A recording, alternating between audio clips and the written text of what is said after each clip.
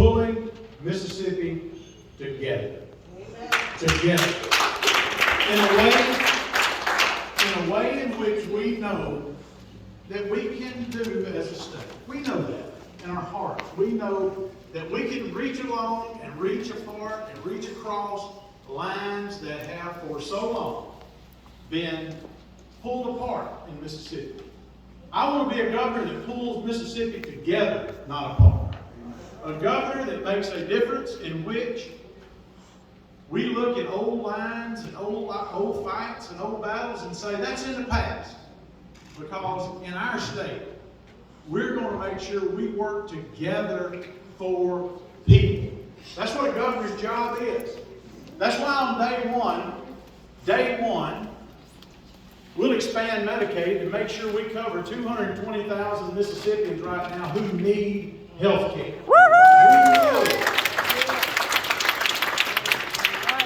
We know that folks are suffering. Let me tell you a little something about me. You need to know about the folks running. My daddy was murdered the first day I was in the 3rd grade. My mother was a single parent long before the news media started putting the word single and parent together. I know what it's like to have your lights cut off. We call it the light bill in Nelson. I don't know what you call it, Tunica County. We call it the light bill.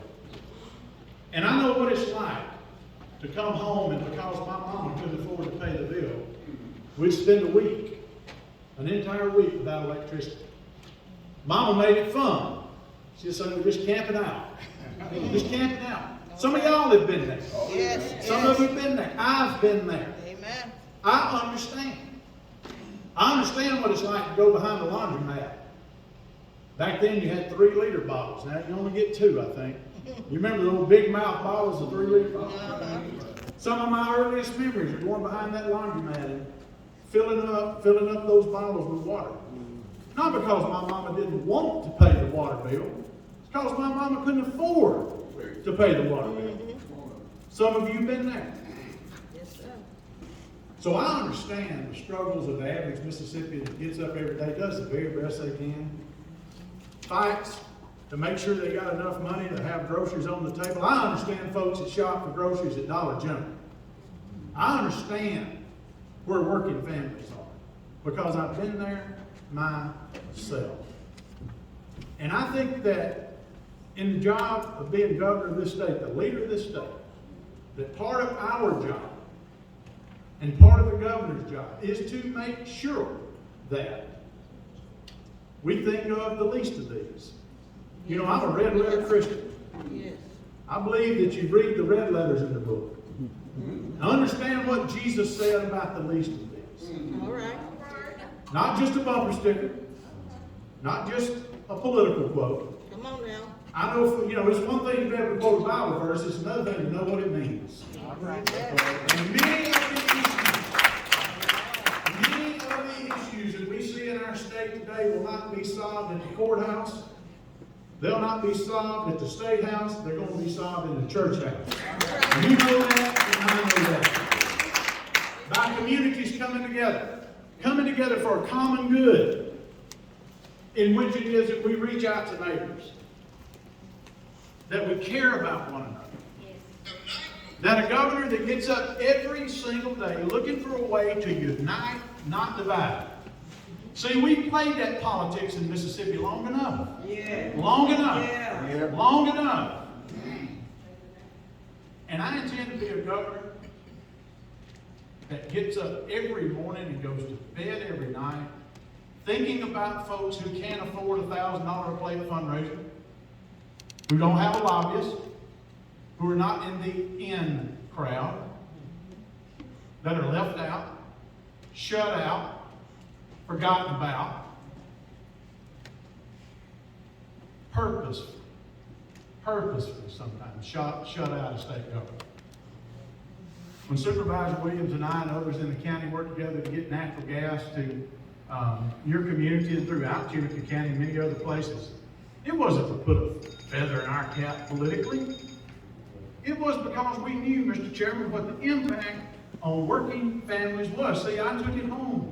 I took it home because my grandmother sold pants at Reed's Manufacturing for 42 years. She went and retired, no retirement, no health insurance.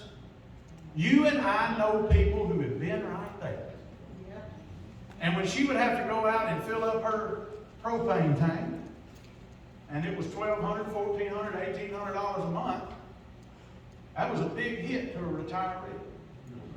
So these issues that we talk about in this campaign are issues that are at the center of the kitchen table of Mississippi, the center of working families' lives. And that's where my heart's at. Because I don't feel like that we've been represented. I don't feel like that right now in state government, you and I have a voice.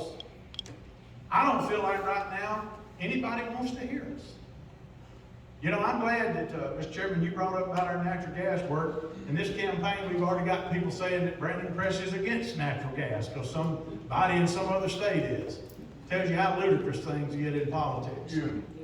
Crazy. That's all it is. Because if right now our current governor can distract you and distract voters on any issue out there, they'll do it. They'll do it because it's the same old, worn out, washed out playbook that you and I have seen played time and time and time again. We got a chance in this election to say we're turning the page on that. You're not going to fool us another election. You're not going to fool us another time. You're not going to divide North Mississippi from the Delta and the hills from the Gulf Coast and Jackson from Southwest Mississippi. We're going to pull this state together. That's the only way we're going to succeed, y'all. It's the only way we're going to succeed. We've got to care about every county, not just a select few, not just a few where our buddies live, not just a few where somebody can contribute a lot of money, but every single county. There are 82 of them in Mississippi. And sometimes folks forget that. Sometimes folks forget that. You need to know about the heart of those who are seeking to lead our state. You know, I'm getting married 1 month from today. So I need all the prayers I can get, all right? And the girl that I'm going to spend the rest of my life with, the night I decided we were going to get in this race for governor, said, you know what? We don't need to care about the power or the prestige of the governor's office. We need to think about what we can do to help the least of these. And she said, I want you to agree to one thing with me. That we'll work with the community and local charities and we will feed the homeless on the governor's mansion grounds. To send a signal. To send a signal that we care. How can you sleep every night in a mansion and look out a window and see folks laying on the sidewalk? No. Laying on the sidewalk. Jesus wouldn't walk past those folks. And we shouldn't forget them. And we shouldn't either. Now, in this election, we've got a choice. And you got a chance to send a signal across Mississippi that for the first time in a long time, we're coming together. We're coming together on issues of health care to make sure that we expand Medicaid to cover 220,000 Mississippians. We're turning back $1 billion a year for one reason and one reason only. Cheap, petty, partisan politics. That's it. That's it. That's the only reason we're turning it back. And if you could strip away all of the partisan political varnish and shellac, this legislature would pass Medicaid expansion that fast. But the truth is, every day the governor stands up and calls it liberal politics. Liberal politics. Well, you know, the last time I checked, it's not liberal politics to make sure a child can see a doctor. And in the Mississippi Delta right now, you have one pediatrician per 4,000 children.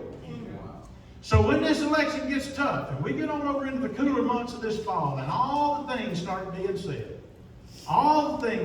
said, such as Brandon Presley wants to ban natural gas, or whatever the flavor of the day is, whatever manufactured crisis comes. I've said that I believe Tate Reeves would say that aliens have landed in Greenwood if it'd keep folks from focusing on his failed record as governor. And we're going to stay on the issues. We're going to stay on the issues that make a difference in people's lives. Because we're a product of where we came from. And I'll never forget, when you elect me in November and we take office in January, I will never forget who I am, where I came from, who sent me, and the life experiences to carry to the highest office in this state. I'll never be far from that little boy filling up a 3-liter water bottle behind the laundromat. With a mama who died of congestive heart failure, not because she didn't know she was sick,